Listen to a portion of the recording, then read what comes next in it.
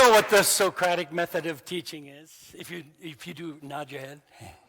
Do you know who it's named after? Raise your hand. Socrates, yeah. Socrates didn't leave us any writing. He seldom gave us any answers, but he defeated his enemies asking questions. And so we're going to try to use the Socratic method of teaching in the next couple of days. If you know who Adlai Stevenson was, raise your hand. Adlai Stevenson was the governor of Illinois. He ran for president 3 times, lost twice to President Eisenhower. He was a terrific speaker, and one time he was out on a speaking stump, and he gave a really exciting speech, and a little old lady rushed up, and she was all excited, and she said, "Oh, Mr. Stevenson, your speech was absolutely superfluous." She said, "Are you going to have it published?" And he said, "I believe it will be." And she said, "When?" He said, "Posthumously." She said, "Oh, great, the sooner the better." I always test my audience with that first, and my good friend taught economics at the university, and he came to me and he said, "Eve, I have to give a lecture to 100 CPAs and accountants." He said, "I don't know any jokes. You know any jokes?" So I told him about the Stevenson thing. A couple of weeks later, I said, "Hey, how did it go, Ken?" He said, "When I said superfluous, there was total silence. I knew better than to go on to posthumously." Actually, I said that in a state.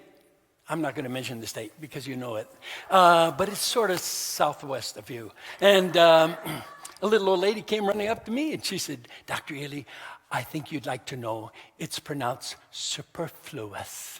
And you said superfluous. And I said, "Yeah, I know. I was quoting the lady, you know, it's like part of the joke." "Yes, I know, but you said superfluous and it's supposed to be superfluous." So the point is that I hope what I have to say you won't find superfluous or superfluous, but and before I begin, I always remind myself of this little poem. It says, "I love a finished speaker." I mean, I really, truly do. Not one who's necessarily polished, just one who knows when he's through. So I hope that I will know when I'm through. I want to tell you, I really was excited to come here because Idaho really is one of my favorite states. I remember doing the All-State many years ago, and I drove from Moscow to Coeur d'Alene. And I came home and I told my wife, "I've just seen the most beautiful country in the world. You have a little bit of everything here." And I just wanted to remind you how fortunate you are to live in a state like this, where you still have clean air, fresh water, safe neighborhoods. People still have values and principles, but that's not why I think you're so fortunate. You're fortunate to live at this time, in this country, this amazing place, an amazing time, the likes of which humanity in the earth has never seen before, where you are free to choose. Choose what? Everything, anything. But that's not why I think you're so fortunate. I think you are so fortunate because you belong to less than 1% of the people on the face of the earth that have been given this incredible talent, this gift to distinguish pitches and rhythms in your mind. I sincerely believe that of the 7,874,000,000 people on the face of the earth, I believe less than 1% really have been given this gift. And you have it. And because you have it, I'm going to respect you for it. And I'm hoping that you will respect yourself and be really worthy of this wonderful gift. A gift that the great theologian Martin Luther said, next to the Word of God, he said, music is the greatest gift. It controls the heart, the mind, the body, and the spirit. Think about that. Wow, that's power, huh? Yeah. And because you have been given this gift, I also want you to respect the worthiness of it. You know who Noah Webster was? He was the one before Google. Noah Webster talked about success and the worthiness of it. And he said, success is the realization of a worthy ideal. I want you to say that. Success is the realization Success is the realization of a worthy ideal. Is teaching music a worthy ideal? Listen, I'm a huge football fan, especially since Kansas City won the Super Bowl. But think about it. If you are trained to beat another person into the ground, pound him into the ground, or if you're the one that's being pounded into the ground, that you're supposed to get up and say, that's all right, for good sportsmanship, you think that's a worthy ideal? I don't think so. But what you do, like Luther says, next to the Word of God, it's the greatest gift. Yeah, that is truly a worthy ideal. And I hope that you better believe it, 100%, that what you are doing is a worthy ideal. My theme for this session was becoming a happy and productive teacher. You can look at it backwards. I think only if you're productive can you really be happy. To be a happy and productive teacher. And in order for you to be a productive and happy teacher, in my opinion, there are 3 essentials. 3 absolute essentials. Are you ready? You ready? Do you want to hear it? Okay, here it is. They are: regard every waking moment as an adventure in living. Number 2, be interested in everyone and everything.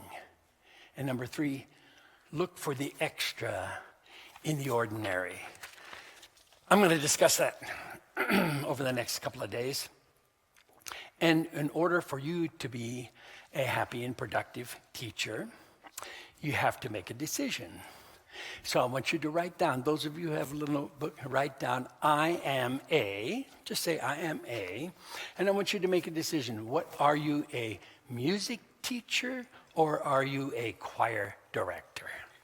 There is a huge, huge difference. Look at me. Directors give directions and direct students to become good followers. Teachers ask questions. They help students think for themselves and teach them to become leaders. That is a huge difference. Do you have an answer? Maybe some of you don't know for sure. If you're not really sure, just look at who pays you. I'm assuming that most of the people in here are being paid by an educational institution. And so, therefore, you're being paid to be a teacher. Some of you may work in church. Then you're being paid to be a priest. You're preaching the gospel of music. And if you only conduct a professional choir, then you're an entertainer. But I am going to assume that you all are and want to be a teacher, not just a director. Am I right? Am I right? Talk to me, am I right? Oh, okay, let's make sure, okay. Now we're going to begin. So, thank you so much for inviting me. As I come on, what should I say? What should I talk about? Well, I've been doing this for over 6 decades, and I have 2 choices. I can talk about why or how. I can talk about why music, and I can talk about how music. I want to tell you, the how has always been more popular than the why. You go to any bookstore and you'll see a plethora of shelves with how to do everything, how to fly a kite, how to milk a cow, how to lose a guy in 10 days. I mean, everything, anything. The how deals with the methodology, and methodology changes. That's why you have to go back to conventions, workshops. It's constantly changing. The why deals with philosophy. So the how is a timely issues, and the why teaches timeless issues. If I could make an analogy in cooking, the how would be the ingredients. The why would be the nutrition. And you can have any ingredients without nutrition, right? So in music, the how is going to get you through the next rehearsal. Your methodology. It's going to get you through the next performance. But the why is going to get you through life. When the going gets tough, I want to spend the rest of my time. I don't have too much time left, but the time I have left, I want to spend it helping people get through life. To be a productive and a happy teacher. Doing and dealing with God's great gift of music. So we're just going to start from the beginning and ask, why? Why everything? Well, first we could say, what is music? What is music? What is music? Beautiful tones.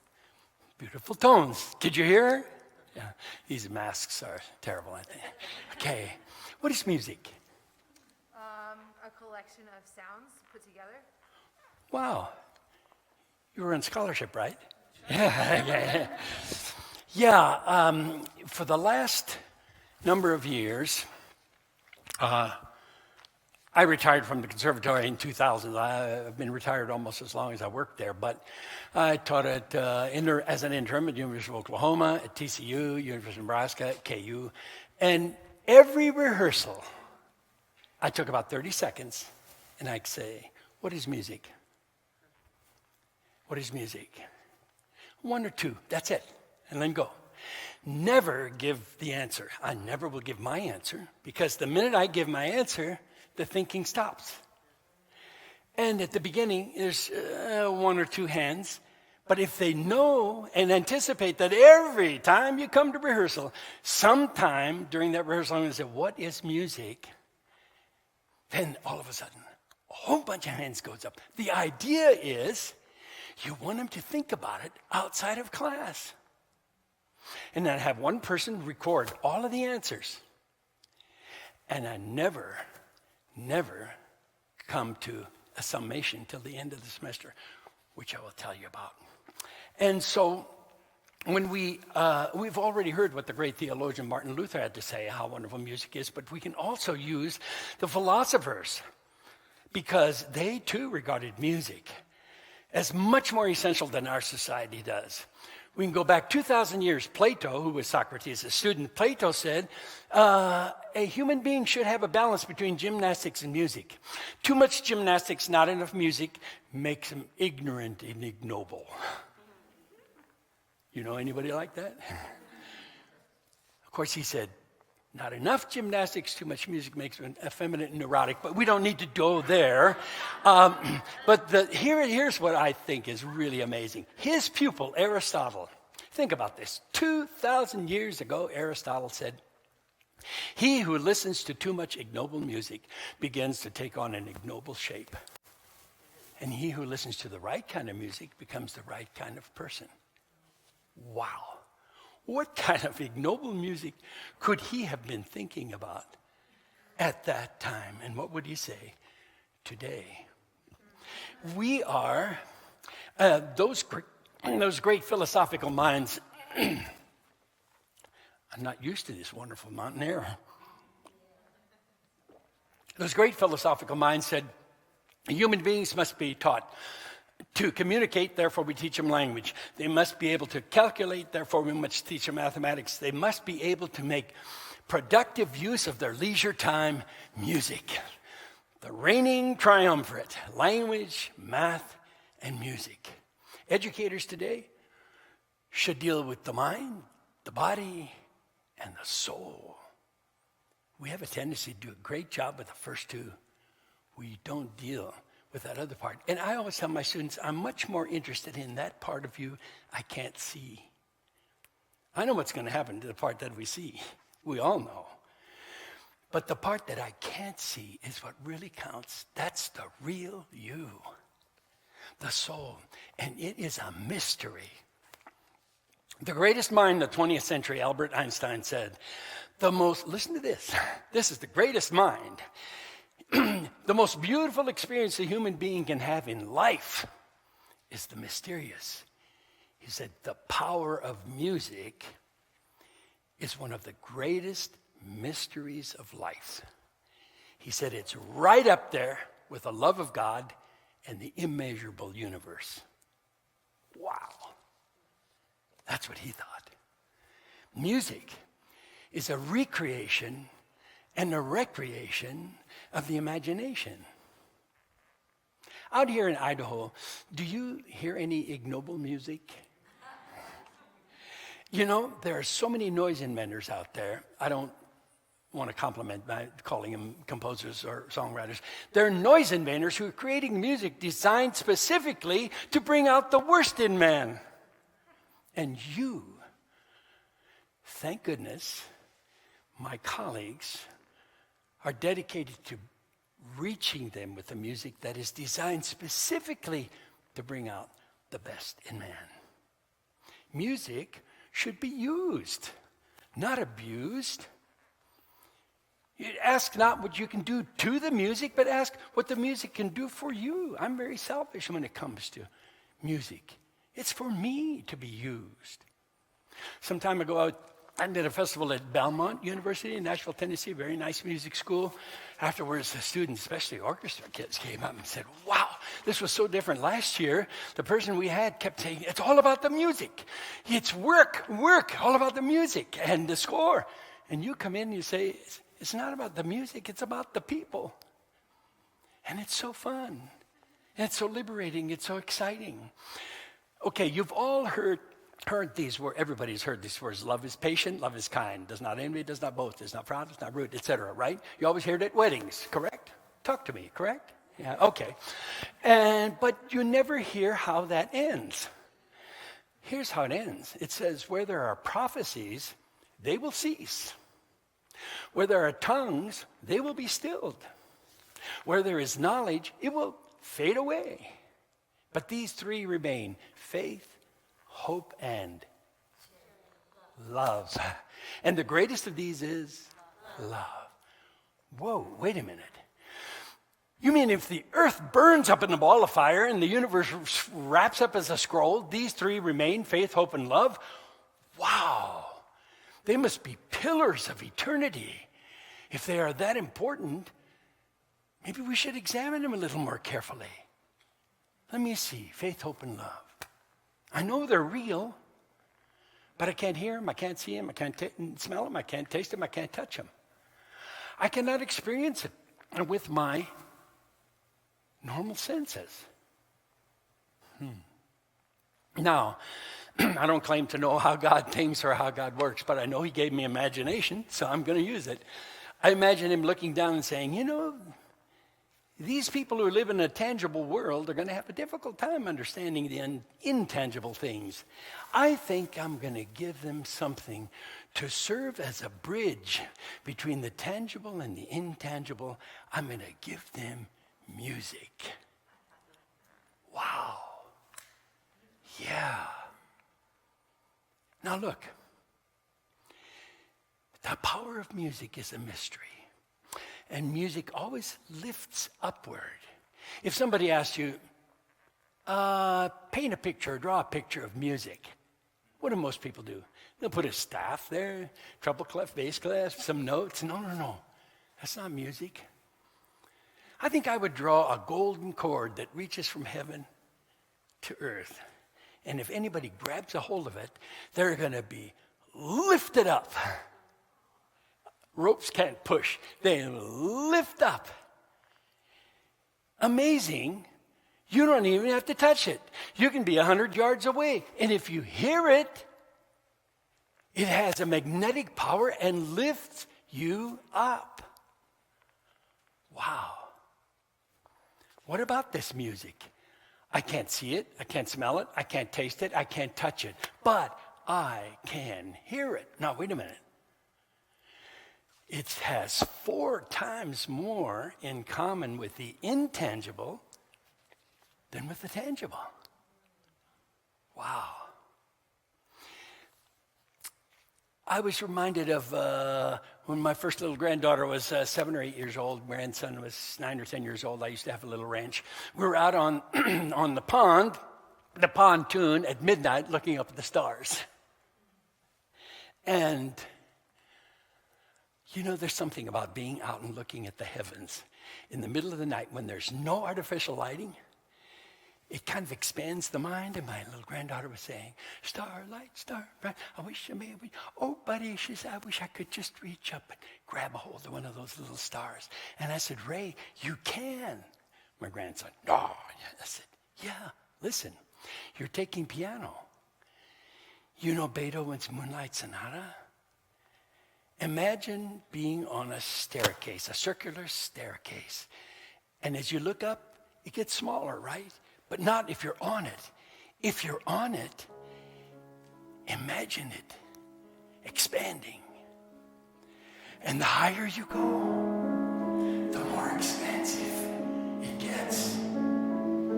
It takes you where you can't go otherwise. And then, do you know Claire de Lune, Debussy? How about that? Now you're there. You're among the stars. Thank you, Jayan. Now I'm going to tell you an experience I had here in the state of Idaho. I have so many fond memories. I have memories that go back before most of you were born. But I did the Idaho All-State in Moscow. And we were rehearsing. It was a wonderful choir, great singers. And we were doing something. I can't remember anymore. My house burned down. And so I lost all my notes. So I don't remember what year it was, and I don't remember the music. But I do know we were working probably with Palestrina. It was a Renaissance piece. And we were trying to get, I said, we can just about achieve perfection. And we'd have a line, and it would be almost there, and then somebody, or make a noise like that. Now, it wasn't the noise that bothers me. What bothers me is that that individual was not on board with us.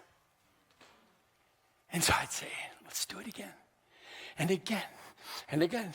And then I don't really get frustrated, but I act frustrated.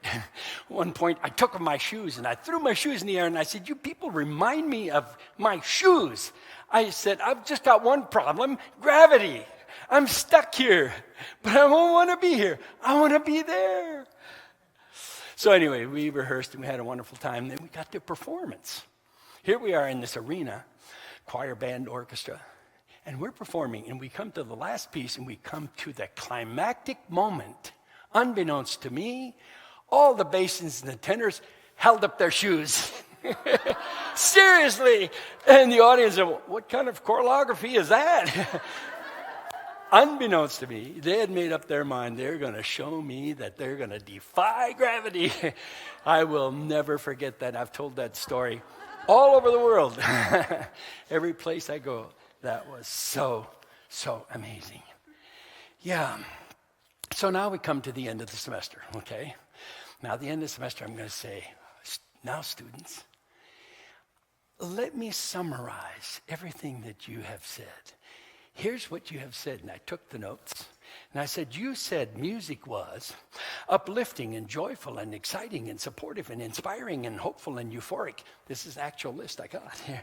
And he said, they're blissful and cheerful and gladsome and delightful and radiant and jolly and merry and pleasing and gladdening and gleeful and exuberant and marvelous and miraculous and wonderful, etc., etc. I said, now, I've put all of your ideas together. And in summary, in conclusion, this is what you told me. You told me music is an image of heaven and earth in sound. Everything that we imagine about heaven is being represented by somebody in sound. And everything we know about the earth, of course, is being represented by sound. So in conclusion, I like to use that every once in a while because that's when everybody stirs and wakes up again. In conclusion, let's see if you and I agree. To be a teacher is better than to be a director. If you agree, nod your head. Okay. Let's see if we agree. We are 100% convinced that what we're teaching is worthy. If you agree, stomp your foot. Okay. Let's see if we agree. A good teacher must have both a solid methodology, which I'm going to leave to other people to discuss, and a sound philosophy. And that's where I want to spend my time. Now you might ask, why philosophy? Why is philosophy important? Because strong teachers have strong philosophies. Weak teachers have weak philosophies. I'm 100%. So, do you agree that we need to build a good philosophy? You say philosophy about what? Everything. A philosophy about tone quality, a philosophy about diction. You can ask me a philosophy about breath management. You ask me a philosophy about anything. I can tell you what my philosophy is. And then you develop a methodology for it. Yeah. Listen, a teacher without a commendable philosophy is like a kite without a string. You're scattering about, but you don't know where you're going. You're not going to know where you end up. So that is one of my most important mini philosophies. Mini philosophies. Strong teachers have strong philosophies. Weak teachers have weak philosophies. How strong are your philosophies? If you say not strong enough, then this is the moment. Tonight's the time you're going to start building it. Right? Okay. Right? Okay, thank you.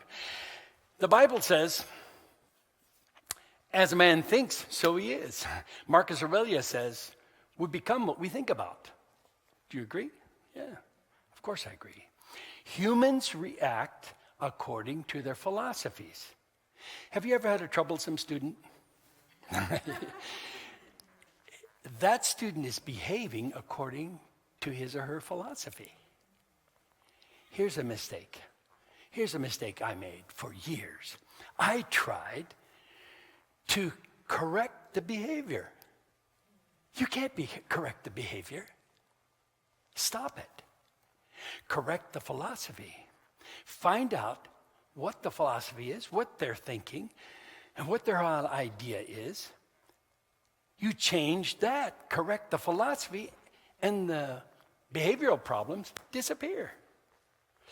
Okay, so now let's assume that we are secure in your philosophy.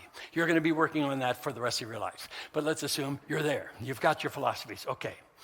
Do you want your students to be on the same page as you? Talk to me. Yeah, of course you do. Of course. Unless your students are on the same page, have the same philosophy, neither one of you are going to make any progress. Let me give you an example. When students would come to apply at the conservatory for graduate school, first thing we would do the usual things. But then I would sit them down and I'd say, what are your goals? I want to find out what your philosophy is. If they said, well, I've been teaching for 15 years and I'm just sick and tired of working so hard. These people don't know how to read music and I want to go someplace where there are better musicians. Excuse me? You've been teaching 15 years and your people don't know how to read music? Whoa, wait a minute. But then I would say, okay, now I'm going to tell you some of my philosophies, because if you agree with the philosophies, we're going to make progress. If you don't agree with my philosophy, that's fine. But don't stay. Go someplace where you agree with the philosophy. So I'll just give you one example, okay? Conductors. I'm working with conductors. So I would say, major philosophy of mine is you conduct your imagination. What? Don't have a group to practice with? You are going to practice your art in front of a group? No, you do not do that. What do you think music exists? It exists in the halls and the memories of the mind. Music exists where Beethoven heard it before he wrote it down, after he was deaf. You conduct your imagination. That's where it's perfect. Therefore, you develop the inner ear to satisfy the outer ear. In other words, you put the score in the head, not the head in the score.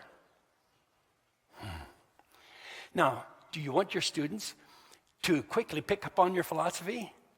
Look at me, talk to me. Do you want your students to pick up on your philosophies? Okay. Then they're going to have to be short and simple. The greatest mind of the 20th century, Einstein, said, one does not understand a thing unless you can explain it in simple terms. You spend a minute in pain, it seems like an hour. You spend an hour with a beautiful woman, it seems like a minute. That's relativity. People were always coming up, Dr. Einstein, what is relativity? It's a very difficult subject. Yeah. Keep it simple. Absolutely, look at me, nothing is accomplished by making something more complex than it needs to be. And professors are famous for wanting to make things sound more complex than they are. Think that makes them look more intelligent. So here's the first mini philosophy I give to my teachers, and that is stop teaching music to people and start teaching people through music. Stop teaching music. What? Yeah, so that's what I'm supposed to. No. Stop teaching music to people. Start teaching people. Actually, stop teaching. Stop teaching altogether. People don't want to be taught, especially not Americans. Stop teaching. Start sharing. Sharing what? Select the things that excite you the most. And then you simply go into the classroom and share your enthusiasm, share your excitement. But stop teaching. Because students don't care that you know. They just want to know that you care. The idea is to help the students learn without them knowing they're being taught. Yeah. Do you think that's a good idea? I do. For me, it all began when I was teaching. Yes, I taught everything K through 12. And when I was teaching in Scottsbluff, Nebraska, Panhandle, Nebraska, and I got so worn out that I thought, I don't want to do this anymore. So I had an offer to go into real estate and insurance. And I thought just sitting at a desk, it would be so pleasant. And so my mentor was George Lynn. George Lynn was the person who immediately followed John Finney Williamson, who was the founder of Westminster Choir College. So George was the director of Westminster for 6 years, and then he retired in Colorado, and he became my mentor. And when I told him I was going to quit, he said, "Why?" And I said, "Uncle George, I'm burned out." He said, "Don't you ever say you are burned out. People who say they're burned out have never been on fire in the first place." He said, "Everybody gets burned up, but never burned out. Only the dead are burned out." And then he spoke 4 words that changed my life. Changed the direction of my life. Sure, people say that, "Oh, that changed my life." Well, this actually did. He said, "Do yourself this favor." See, if he had said, "Eve, you know what you need to do," I would have turned off. But those words struck, "Do yourself this favor." So I went home and I said to my wife, what does this mean, do yourself this favor? Do you hear that? When you have a troublesome student, instead of saying, "Johnny, now you say that," no. "Johnny, why don't you do yourself a favor?" He said, "Come to DU and listen to the master himself, John Finney Mendelson, a 3-week workshop." He said, "And if he doesn't inspire you, you know you're making the right decision." I discussed it with my wife. I said, maybe before I give up all of this that I'm preparing myself for, I should do myself this favor. And I went over and heard Williamson's last workshop he gave. And he was an old man then. He was 82 years old. Do you know I'm older than that? And I call him an old man. And it changed my life. I had so many copious notes, which I've all lost since, but I referred to them year after year forever. But he spoke 7 words that changed my life, changed the way I looked at music. He said, "Look for what's not in the score." What? Excuse me? Were you taught that? I wasn't taught that. I was taught just the opposite. I was taught what I call the Stravinskyan philosophy, which is, he said, sing the right note at the right time, and the music will take care of itself. Yeah. And so that philosophy was picked up by all of our heroes, Robert Shaw, Roger Wagner, these guys who were working with professional musicians. And everything was crescendo on the first half of the quarter note, diminuendo on the second half of the quarter note. Everything was score. Look at the score. Let's be exact. Everything was technique. No. Not to me. Not to me. You see this? You see this? What is this? This is not music. This is just paper and ink. It's expensive, but it's not music. No. It's not music. Look for what's not in the score. Wait a minute. Those 7 words made me fall in love with music. Yeah. What did he mean? Look for what's not in the score.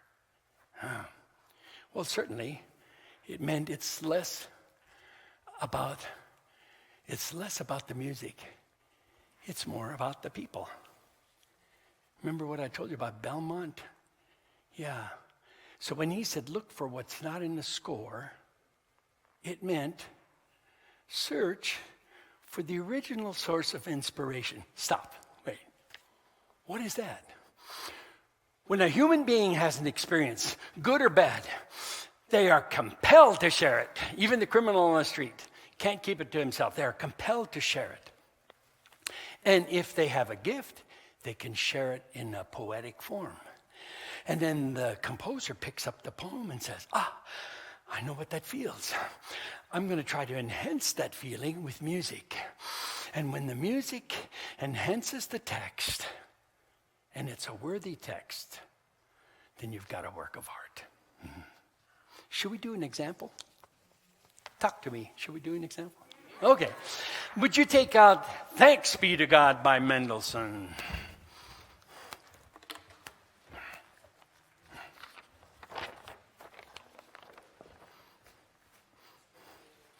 Everybody got it? Thanks Be to God by Mendelson from the great oratorio Elijah. Thanks be to God. Did you find it? It's in the Eph Ehly, number 8. Okay. Whatever you say. You gotta scroll 100 times. Scroll 100 times, she says. Thanks. Oh. It's in the Eph Ehly reading section, about number 8 down. It's in my packet, or my reading session packet. Mm-hmm. I don't think we're going to be able to say it without the score.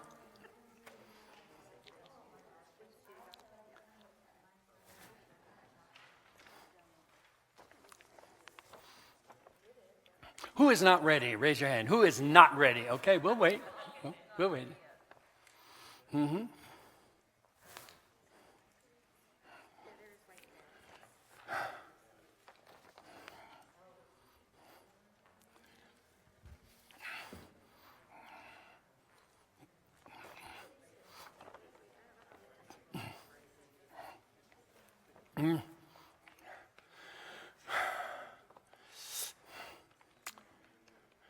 Who does not have it now? Raise your hand. Who does not have it?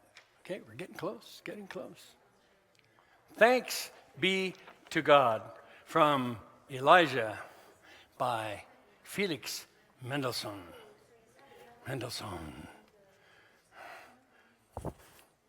Are we ready to sing? If you would, sometimes we sit down, sometimes we sit up. Let's sit up or stand up, whatever you do. Do whatever you feel like doing. Here we go. And 1, 2, 3.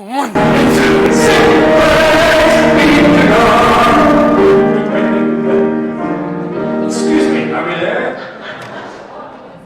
That was supposed to be men. Don't let me down, men. You know, they can take our jobs and they can wear our pants, but they'll never be tender faces. Now, come on.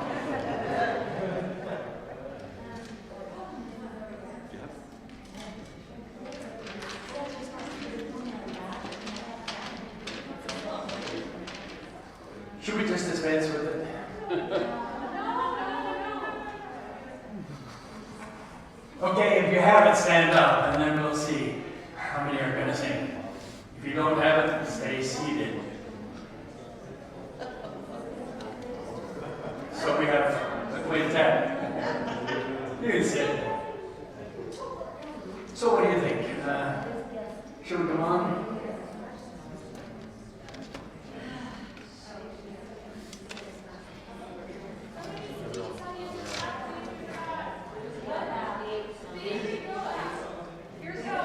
Okay.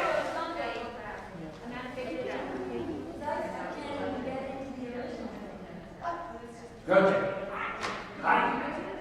Okay, so if you're in the app, are you able to get in the app? And who cannot get in the app? Right here. She said. The app is ePrint Go. Excuse me. Tell me again. ePrint Go is the app. ePrint Go. We used to never have this problem when we had it. We just paid for it.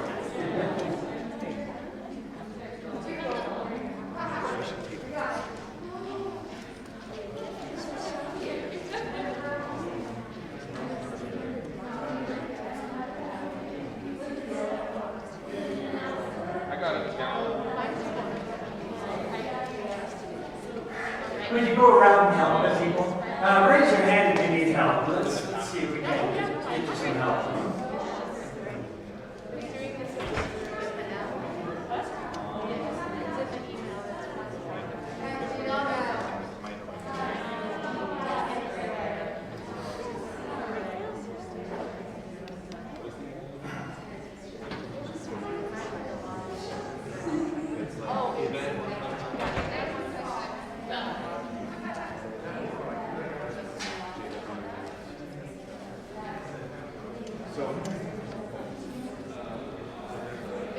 Password and email are on the board.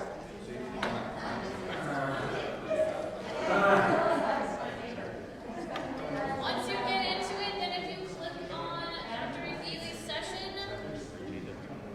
then you have to click on cards. And you have to select which song you want to sing.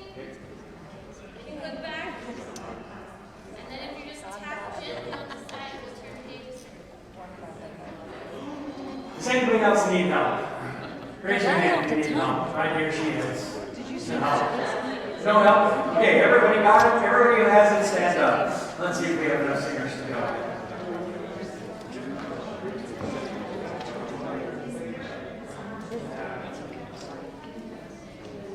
I want you to come out of your seats and come gather around the piano. Come on, come on. Come on up here. Gather around the piano. Some of you can look off the piano.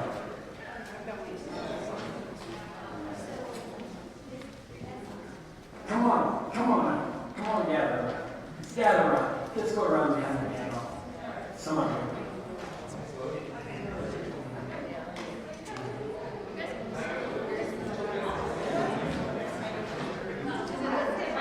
I want some men over here. I need some men around here. Men. Yes. Here, use this card. Here we go. And 1 and 2, go. Hey!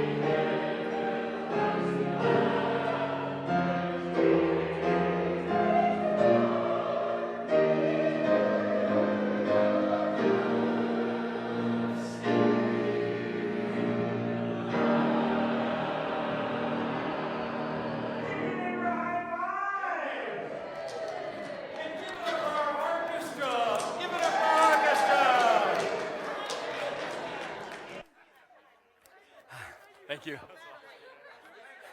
Thank you, everybody.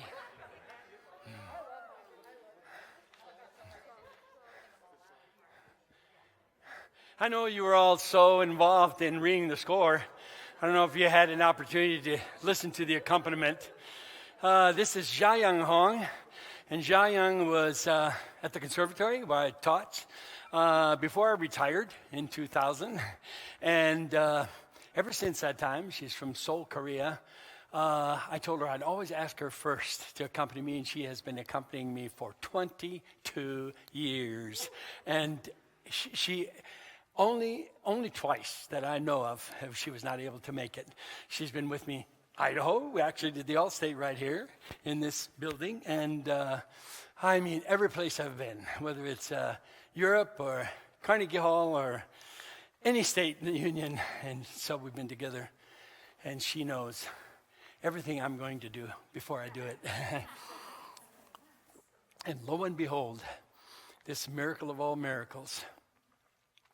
Dr. Miller called me and asked for a recommendation for Jia Young Hong, and of course I couldn't do anything but just give her the highest recommendation. And she is now on the faculty in this school at the same time I come out here, and we're doing it together. We discovered this. Wow, that's so fun. Only in music does that happen. My friends, I'm not going to have time to do everything I wanted to do with this piece. But you know, the first thing I want to say is I tell the students, there are no penalties in this room. Excuse me. There are no penalties in this room. Ever, ever. You will never see this individual get upset if somebody sings the wrong pitch or the wrong rhythm. I haven't always been like that, but because after doing this for 6 decades, I have never encountered one person in orchestra or chorus that sang or played the wrong pitch or rhythm on purpose. If they don't, they just don't know how. And the first time we hand out a piece of music, I do just what I did there. Start the beginning. I conduct my imagination. I don't care what it sounds like. I will not stop. I conduct what I hear, which is, it's perfect in your head. And you let them experience the freedom of making all the mistakes they want to. Nobody sings the wrong pitch or rhythm on purpose. And you only have one chance to sight sing a piece, and that's what we just did. The minute we stop and say, let's do that again, that is not sight singing. Then you're already familiar. So always given the benefit of the doubt, and we go straight through the piece the first time. And then we go back. That's what professional orchestras do. And conductors who describe what's wrong hinder progress. Tenors, sopranos, you're flat. Conductors who describe what's right promote progress. So don't treat the symptom, treat the disease. First, develop the inner ear to satisfy the outer ear. Everybody can improve their inner ear, even those old people in the church choir whose voices and whose physical apparatus no longer works. As long as they can think in their mind, they can still learn and still improve. And every single piece I choose, the last 30 years, I ask myself, what can I teach with this piece? If I can't teach, or if I don't know what I can teach, that's of value to this piece, I'm not going to do it. Good music gives us the opportunity to teach so many things. Just very, very quickly, let's take, for example, a piece like this. We're going to take it off of the dusty shelves of history and make it come to life. Week 1, we could go back and discuss and look for the original source of inspiration. We could go way back and discuss Moses, Mendelson, which was the grandfather of Felix, and little Moses, his parents, his father's name was Mendel, and they lived in the ghetto in Germany, and the Jews at that time, 1829, had to live in ghettos They had curfews. They were not permitted jobs in the country, hardly permitted to speak the German language, and certainly not the opportunity for an education. And this man, Mendel, and his wife decided they would just have one child, and they would do all they could to bring them out of poverty. And so since there were so many little Moseses, because majority of Jews named their first son Moses, they called it Mendel's son. And that's why to this day, Mendelson has those two S's. And we know the exact day when at the age of 13, they gave him a little loaf of bread and some water and sent him on a 3-day journey walking through dangerous country to Berlin to try to make contact with this rabbi. And we know the exact day when he entered Berlin because the Germans were very good at keeping records. And the Jews and animals were not permitted to go in the front gate. They had to go in the back gate. And there's a record that says, on this day, 2 oxen, 6 sheep, and 1 Jew entered that gate. And we know that was little Moses. And he was taught by this rabbi, and eventually learned be fluent in 5 different languages, and was the leading philosopher of his age at that time. And he was working for this man who had a manufacturing company. The man didn't have a family, and when he died, Moses inherited it, and he became very wealthy. Started the Mendelson banking business, which was a prominent banking house until Hitler took him over in the 1930s. And little Moses was referred to him as ugly. He was hunchback. He was small of stature and not very pleasant looking, but his beautiful woman fell in love with his mind. And they had a son, and they named him what the 60% of the Jews named their second son, Abraham. And Abraham grew up a very wealthy person, and of course he was the father of Felix. And there are so many things to discuss. You would discuss Moses, for 2 or 3 minutes period for a week. And then the second week you can start talking about the life of Felix and what an amazing human being he was. If you ever learn that story. And when we did Elijah, I took a bunch of little cards, and every person that ever commented on Mendelson, I assigned to one of my singers. And then we said, and Professor Joachim said, and then Joachim would stand up and read what he said, so that everybody became involved in the life of Felix. And the great poet Goethe, you know that name, Goethe, he knew Mozart, and he was friends with Mozart's father, and he also knew Felix, and he thought Felix was more talented than Mozart. But they kept the lid on him. Felix never knew how talented he was because his parents would not let him hear all of the praise that people would offer. But anyway, I absolutely love this composer, and then you can talk about him. Then you can start talking about Elijah itself, and then the piece. And Elijah, when I did my final concert at the conservatory after all 27 years, I could do anything I wanted. I chose to do Mendelssohn's Elijah, and we staged it. We didn't want to make an opera out of it. We just staged it because I think it is such a dramatic story. And so Elijah comes out on the stage, the spotlight comes on, he's in costume, and he sings, "As God the Lord of Israel liveth, before whom I stand, there shall not be dew nor rain these years." So he pronounces God's curse on the people and on the land. They would not only not get rain, they wouldn't even get dew, which is a torturous thing to happen to this culture. And that's the way the oratorio opens up. And when he sent it to the publisher said, "Where's the overture?" You never heard of doing an opera or an oratorio without an overture in Mendelson. There's no reason for an overture. Not yet. Not until he sings, and when he sings, then the orchestra plays, and they play this curse music. And when I went in to rehearse the orchestra, I told them what they were playing. There's a big difference between playing notes and knowing what you're playing, what you're representing. And then the orchestra director came and said, "Eve, you talk too much." Look, these students, I want to tell you something about instrumentalists. They need practice. You just need to know, they need to know how fast, how slow, how loud, and how soft. Then he left town, and then I told the orchestra what they were doing in every piece. And by the time we did the dress rehearsal, I mean, the flutist and the oboist cried. They had never experienced anything. They actually played something that was real, not just notes. So then comes this moment when Elijah says, he tells the Baal priests, you build an altar, I'll build an altar. You pray to your God, and I'll pray to my God. And whoever's God sends fire down and burns the altar. That's the real God. And they pray. There's 600 of them all day long. Nothing happens. Finally, Elijah says, enough. He builds his altar. He says, saturate it not once, not twice, 3 times with water. Totally soak it. Now build a moat around it. Fill it with water. Praise to God. Zap, here comes the fire. Burns the altar. Not only burns up everything, burns the water that's in the moat. And then Elijah sings just before the end of the first act. He says his servant, go out and see if there's a sign in the heavens. We had a little boy soprano on the balcony. There is nothing.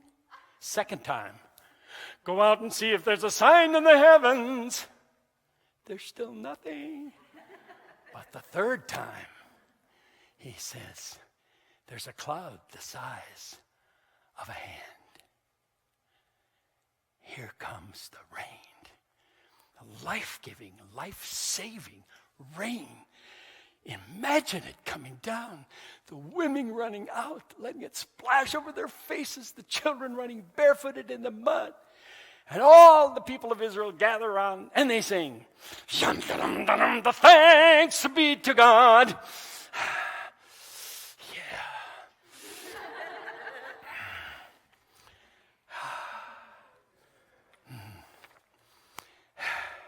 And then,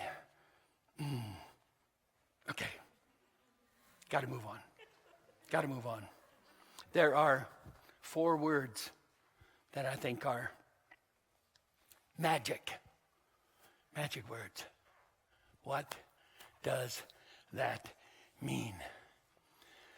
1,000 times in rehearsal. What does that mean? Even if you don't have anything in mind. You say, what does that line mean? Why do you think Mendelson wrote it like this? Thanks be to God. Why did he write in that direction? And you don't give them the answer. And whatever answer they give can be right. The idea is to make them think.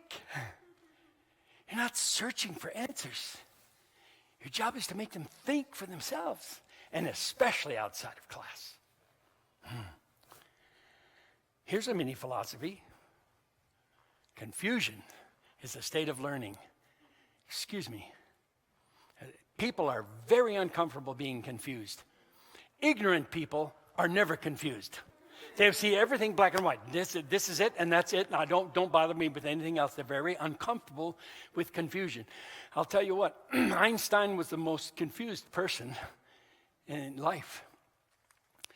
And the minute they have the answer, the thinking stops, correct? So confusion is a state of learning. You keep them guessing and thinking. When I would ask my papa a question, something dealing with something fairly philosophical, he'd say, son, if I tell you today, you're going to forget it by tomorrow. But if you tell me today or tomorrow, you'll remember it for life. Right. So I told you about some of the experiences I had which changed my life. Look for what's not in the score. And do yourself this favor. And the next thing really impacted my life. Would you take out the song, I Want Jesus to Walk With Me by Chester Hairston? I want Jesus to walk with me. Are we going to have the same trouble with this?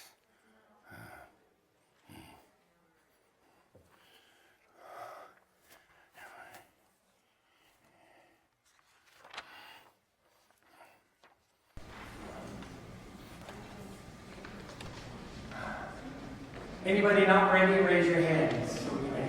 Not ready, okay? Caleb? Ready? No. Oh, okay, ready. I want Jesus to walk with me. Here we go. Why don't y'all come up here? I like I mean, I know you like to hear each other. Come on now, let's be friends. Yeah.